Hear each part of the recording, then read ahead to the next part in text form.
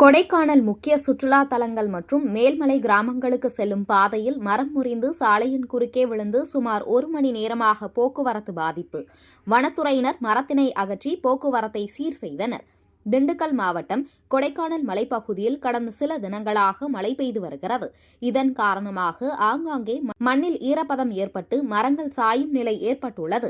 இதனை அடுத்து முக்கிய சுற்றுலா தலங்கள் மற்றும் மேல்மலை கிராமங்களாக உள்ள மன்னவனூர், கிளாவாரை, பூண்டி, கவுஞ்சி உள்ளிட்ட மலை கிராமங்களுக்கு செல்லக்கூடிய பூம்புபாறை, மன்னவனூர் பிரதான மலைச்சாலையில் மரம் ஒன்று முறிந்து சாலையின் குறுக்கே விழுந்ததில் சுமார் 1 மணி நேரமாக போக்குவரத்து பாதிப்பு ஏற்பட்டது.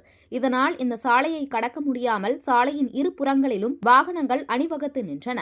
தகவல் அறிந்து வந்த வனத்துறையினர் மரம் அறுக்கும் இயந்திரங்கள் கொண்டு மரத்தினை அறுத்து சுமார் 1 மணி நேரத்திற்கும் பிறகு போக்குவரத்தை சீர் செய்தனர். காலை வேளையில் மரம் முறிந்து விழுந்ததால் சிறிது நேரம் இந்த சாலையில் பரபரப்பாக காணப்பட்டது.